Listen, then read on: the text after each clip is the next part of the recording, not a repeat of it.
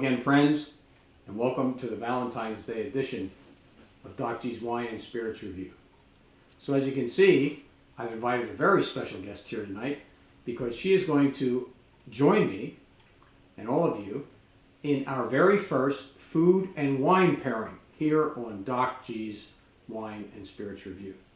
And we couldn't have picked a better topic for our first pairing than the pairing of port and chocolate. Mm. Mm. Mm. Let us get over that so we can get started. I would just like to let it sit there and melt. We have some work to do, so just hang on. Okay. So, what I'd like to do tonight is I've asked my favorite Valentine to join us and present to you the most decadent chocolate dessert in the world, along with the most decadent wine to pair with it. So we're going to talk a little bit about, don't want to make it want to nerd you out here tonight, but we are going to talk a little bit about port and its production, just a little bit. We're going to talk about a little bit about chocolate and how it pairs well with port, and talk about port wine in general. So let's talk about port before we begin, but I have to eat this before it melts in my hand. So, And I'll just wash mine down. so just for reference, that's a piece of 92% dark chocolate, Ghirardelli little squares. Not too bad. And this is the perfect way to wash it down. So let's talk about port. What is port? Port is technically a fortified wine. It means it starts with grapes and then somewhere in the process it becomes something a lot stronger than just your basic wine. So let's talk about port specifically, its origins, etc. Port specifically, and if you remember when I did my spot on sparkling wine, there's a little bit of a nose maybe, a little bit of snobbery about champagne, and it has to come from the Champagne area in the Loire Valley in France. Well, sorry to tell you that if you're really going to drink an official port, there's kind of the same cachet that goes along with port. Port is technically supposed to come from the Douro River Valley in Portugal, which is a 70-mile stretch of and I've never been there, we're going to get there though, some of the most severe terrain in the country of Portugal. And it is in that 70-mile stretch, look at this, she's drinking while we're talking, in the 70-mile stretch of the Douro River Valley. And that is where the grapes that are grown for port are produced. And just a little bit of background. As you all know, I've spent time in a past life teaching foreign languages. Spanish is very important to me. The Douro River originates in the city of Madrid in Spain, where it's called the Duero River. And it literally means the river of gold. So if you want to make an analogy, the gold from that river has turned a lot of good grapes into some very good port. And I would also add, this Portuguese red wine is some of the best red wine blends in the world at a very, very decent price point. So enough of that for now. But the Douro River Valley, its stretch in Portugal, is considered so important that it is actually a UNESCO heritage site. And it is known primarily for its production of port. So just a couple things about port, and then we'll get a little bit deeper into this. Port wine must always be a blend. And I'm talking about port from the port region in Portugal. Port comes from a city technically called Oporto, which is at the end of the Douro River, the Douro, in Portugal, and it is the second largest city in Portugal. And interestingly enough, the port is actually made in Oporto, but the grapes are grown in the Douro River Valley. They literally, once they get the grapes crushed and sent down the river, the actual port production occurs in the city of Oporto. So thus, port is really calling back to a location. Because the opposite of port, or not opposite, but if you're going to do port and this port style, if it's not from the Douro River Valley, it's a dessert wine. So in a sense, we're talking about a dessert wine tonight. But what better wine to talk about on Valentine's Day with all of the sugar that's floating around in the air? So let's talk about port specifically. Port has 5 different grapes that are the main combination of grapes that go into a port blend. You hanging in there? I'm hanging in there. All right, great. You guard that chocolate cake. So the 5 grapes, which are also red grapes that are used in dry wine production in Portugal.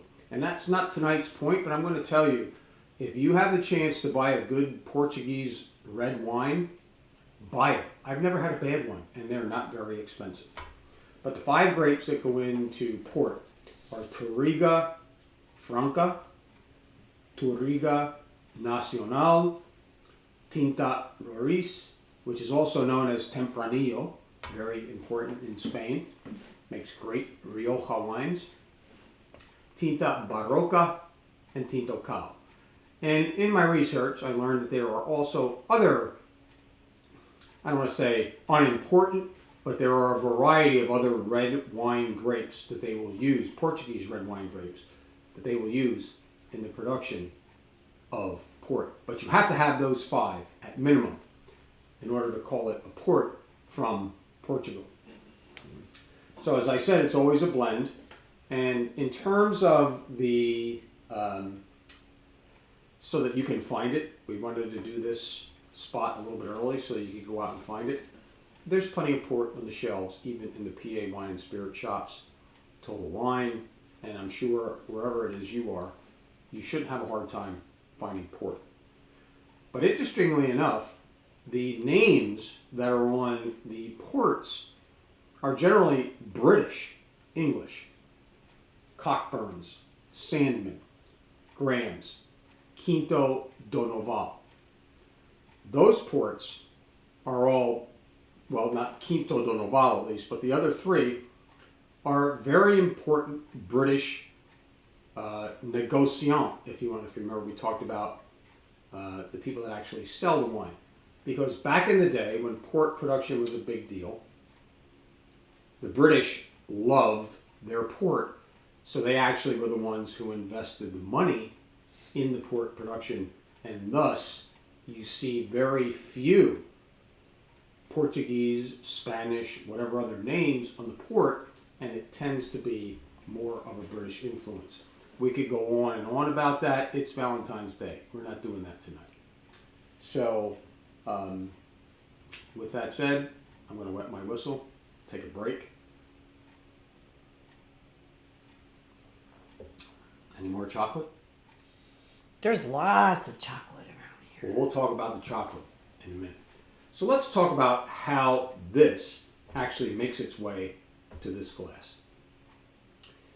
So the production of port is based on the same style of production that you would do a red wine, with one important difference. So you take these 5 grapes, you go through the crushing process. You let them begin their fermentation process. But along the way, I don't know what's going on here. I'm crushing mine. But along the way, the process of fermentation, if it is left to go to its natural end, will wind up producing a dry, red Portuguese wine.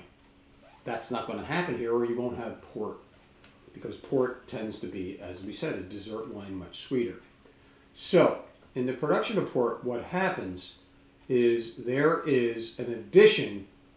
Maybe after 24 to 36 hours, they really don't let the wine get too dry. If you remember in all the different talks we've had, sugar eats the yeast, and that is what eventually makes the wine become dry. Once all the yeast is gone, it can't eat the molecules and cause the wine to be dry.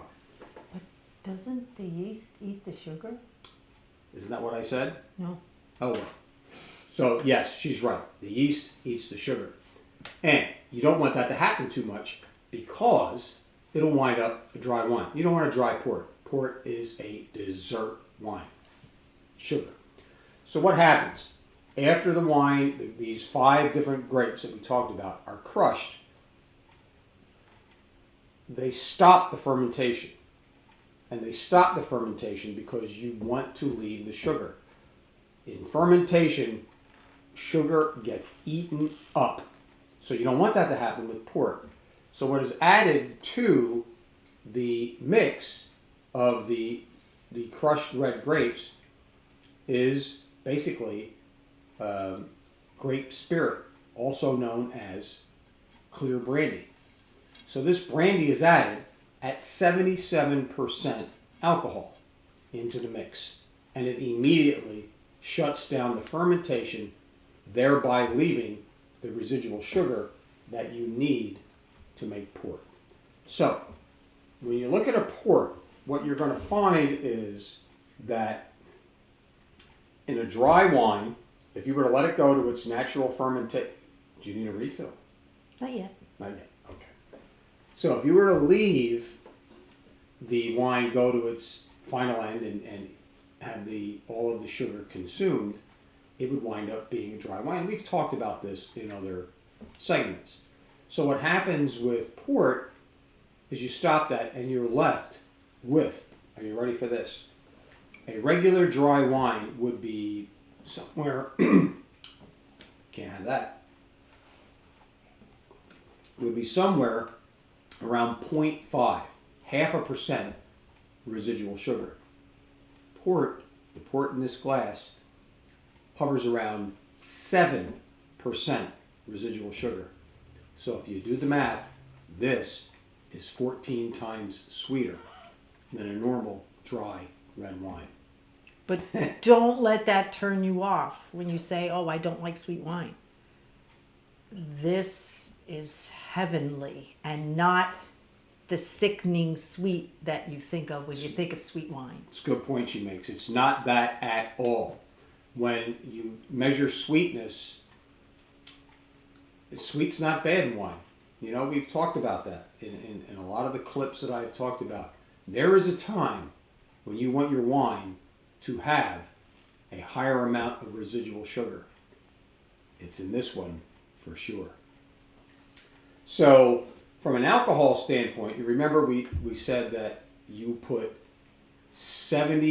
an alcoholized grape spirit, otherwise known as brandy. If you remember, just less than a month ago, I did a spot on brandy.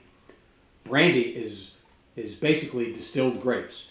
So they pour this distillation into the mix. It stops the fermentation. It also pumps up the alcohol. So your average dry white or red wine, somewhere in the 11.5, 12, 13, 14, some big, bold red wines get to 15. This is 20. So as sweet as it is, it's also going to go to your head rather quickly.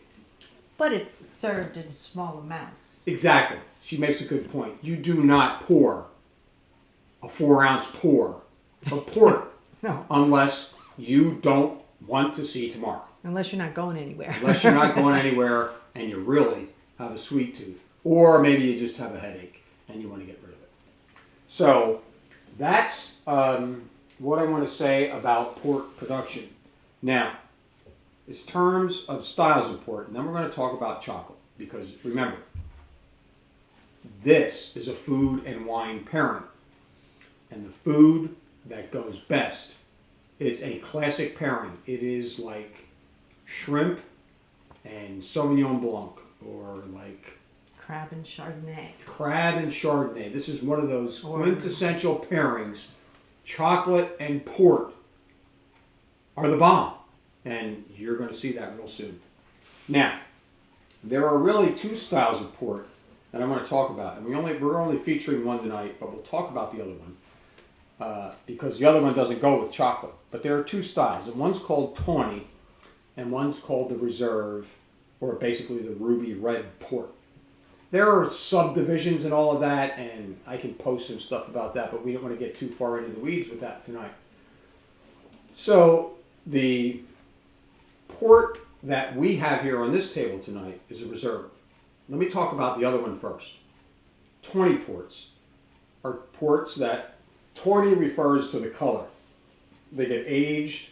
They tend to be a little bit more brickish color than the dark red that you see in the glass here. And the tawny ports, they make a very distinct difference in what tawny port means and what a ruby or a reserve port means. It's very interesting. I didn't know this until I did the research. A tawny port is equivalent more to a creme brulee. And we actually have a tawny port here. We tasted it just to do our comparison. And what do you think? It really had a lot of vanilla. That vanilla, that caramel kind of flavor to it. Yeah. Yeah. Brown sugar. Very different from this. Very different. So if you would want to put that port with a food, it wouldn't be for Valentine's Day because you'd want to pair it with maybe well, you could, but technically speaking, you would want to put it with a creme brulee, and a tawny port would be rolling your eyes back in your head. Fantastic. It also... Or with a vanilla ice cream? Vanilla ice cream. I actually tested it. I ate just a handful of dry walnuts and then followed it up with a tawny port. Unbelievable. Yeah, think of a scoop of vanilla ice cream with those candied walnuts that you buy in the syrup for an ice cream topping. Put that on top of it because walnuts are great with tawny port. And then some, tawny port. And there's another great food pairing, great recipe. Easy for you to do for dessert for a dinner party. So, a little bit more in depth about tawny ports is you can get all ports at all different price levels. Tawny ports, the difference between a tawny port and the ruby port that we are featuring here tonight is the aging process. The tawny ports spend a lot more time in an oak barrel, and that tends to impart the flavor, just like a Chardonnay. Oak imparts vanilla. The chemical in oak is vanillin, and it imparts that flavor onto whatever grape it comes into contact with. It's not bad. It's just a matter of personal preference and what it is that you like to drink. So we're not featuring a tawny port here tonight, but I can tell you I'll post about it, and you can find a tawny port. Sandman makes a very inexpensive one, available right here in PA, 10 years on oak, and it is $15 a bottle. We have a bottle. I'll keep it around because I like walnuts. I like vanilla flavored, love creme brulee. It would be a great dessert wine with many different things. But I would not serve it with this chocolate that we're going to talk about in a couple minutes. So that's port. That's port in a nutshell. I mean, you can go on and there's all kinds of history, and if you want to take a deep dive into port, this is why I love doing these spots. It's not just about what's in the bottle. It has a long, centuries-long history that has brought us to where we are today. I'm just looking forward to Valentine's Day with this lovely lady right here. So I'm going to turn it over to her and let her talk about the chocolate now. And I'm going to sit back and sip while she talks. So it's all yours. So this is the kitchen portion of this presentation. He does the drinking and I do the cooking. So he wanted... Sometimes we do them together. Sometimes. He wanted something that was very easy for you last minute. If you decide maybe, gee, you know what, I'm going to do this for my Valentine on Valentine's Day.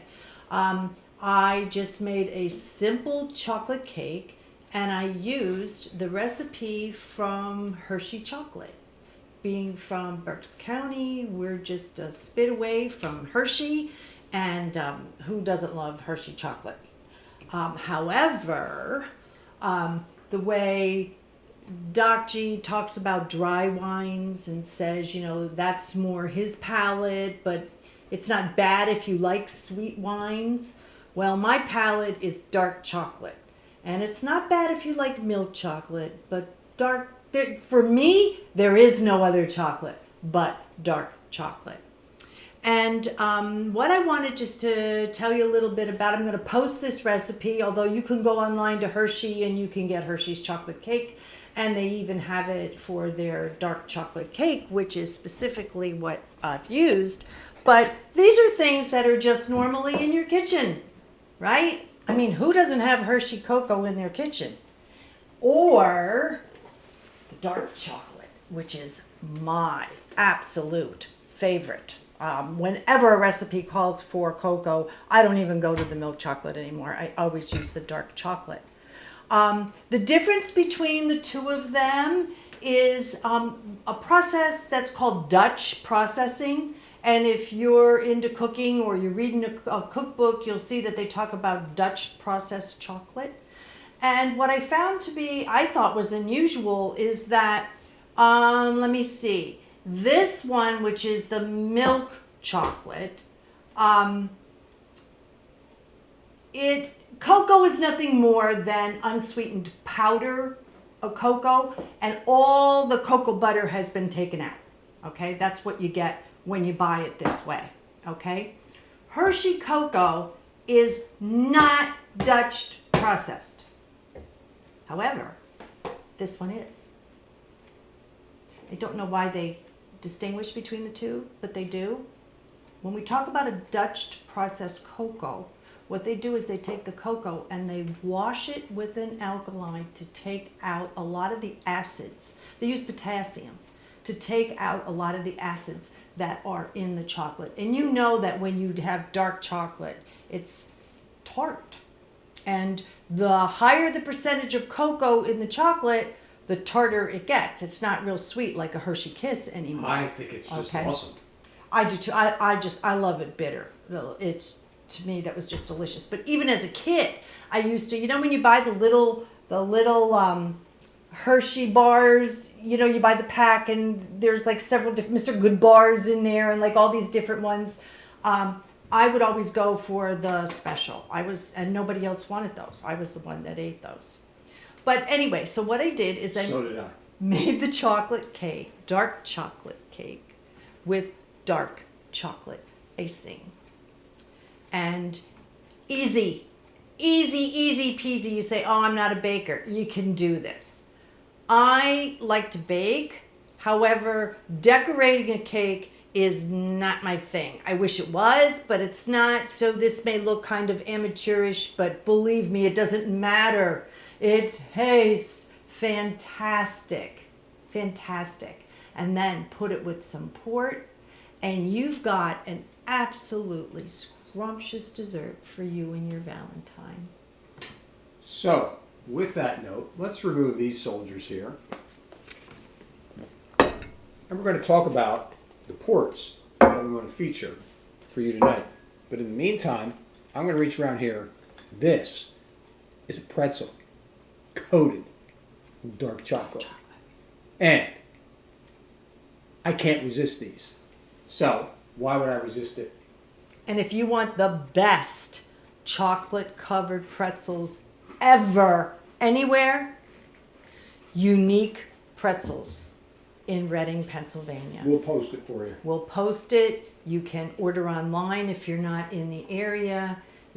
First of all, their pretzels are true to their name. They are definitely unique. They are delicious. So good. And once you eat Please a unique pretzel, you're not going back to eat National or Tom Sturgis or I don't know, whatever else is out there. It's unique, but their dark chocolate pretzels are just to die for. Here's your port. Thank you. Let me chew this. It's not polite to talk with food in your mouth. Okay, you can put it down now. No, get away. So, if you remember, during my port dissertation, we talked about a port from the Douro. This is one of them. This is readily available to you. It's 6 grapes, Graham's Reserve Porto, established in 1820. So these guys have been around a while. And I can tell you, that's what's in my glass. I'm just going to say, usually I'm giving you a little profile. I'm just going to say it's fantastic. It's sweet. It's good. It's even better with this chocolate pretzel. They have 6 grapes in this wine, and they said, I'm going to read you the last line. 6 grapes is a perfect wine to accompany dark chocolate or blue cheese. Or, imagine that, simply to relax at the end of the day. And Valentine's Day makes it even better. If you don't have chocolate on Valentine's Day, shame on you. So, now, to move on, here, you know what? It's melting on my mirror, you better take that. This one is a local product, and I'm very proud to share it with you because, quite frankly, I don't want this pretzel to disappear. This port is kind of illegal being called port, but there's no, you're not going to go to jail. This comes from a winery less than 10 miles from my house. This is a port made with just one grape. It's Cabernet Franc port. But rather than getting into a long dissertation about how it's produced in the same method as port in general. You take Cab Franc, let it ferment for a while. I don't know what spirit they dropped in this, but they put some brandy, or they put some distilled grape spirit in this, shut down the fermentation, and you have what is called a Cab Franc port. Now, a personal note here. This is a port that we have loved for years in this household. We have been buying this port so long from this winery called Manatoni Creek Winery that the bottle shape has changed 3 times. They used to have a beautiful etched bottle, and then their manufacturer stopped doing it for them. Then they had a different bottle with a long neck. Now it's just in a regular wine bottle. Who cares? What's good about it, and I'm going to tell you, it's a different style, but excuse me. Thank you. Cheers. It is very good. If I had to put the two side by side, I would definitely say this one's better. But if you want to support, But that one, it's not bad. I can't even say it's better. I think It's they're a both difference. very good. This one has a fruitier Smoother. taste to it. Smooth. And a little more body to it. Because if you look at your glass and you swirl it around, you're going to see like there are heavy legs to this because it's syrupy. But that's delightful. I can't disagree. So, with that said, we are now going to get to the final act here. Are you going to taste some cake? We are going to sample both of these. I'm going to put a little bit of the Cab Franc port in her glass. I'll wash out my glass here. Since this is our first food and wine pairing, I thought it would only be fair that you see our reaction to the pairing here.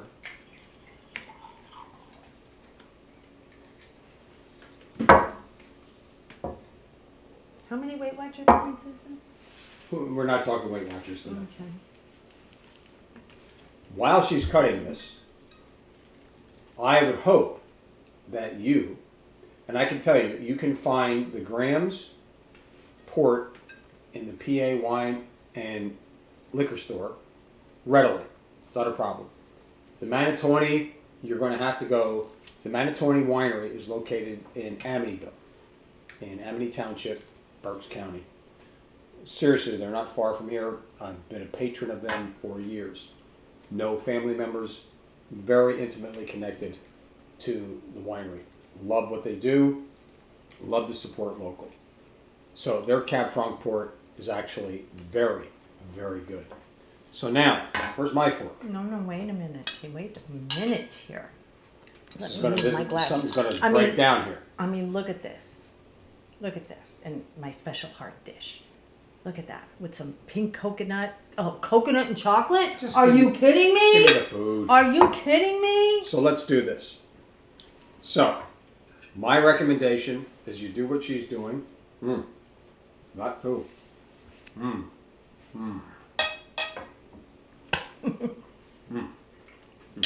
Good? Wait a minute. This is important. Let your palate get coated with the chocolate.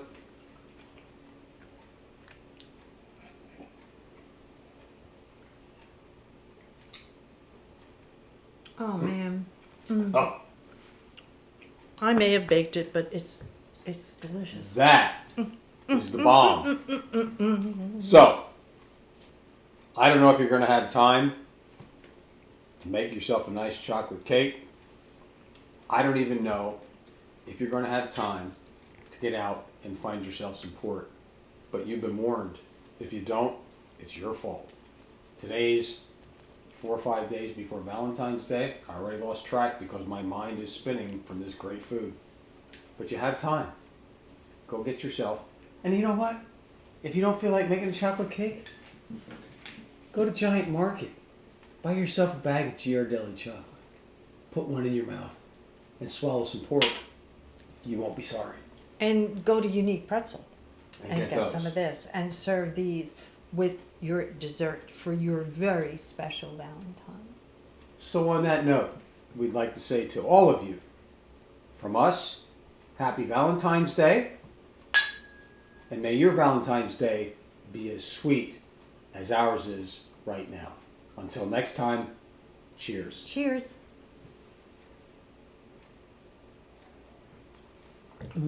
Oh, I want some more of this. It's time to go. We'll see you.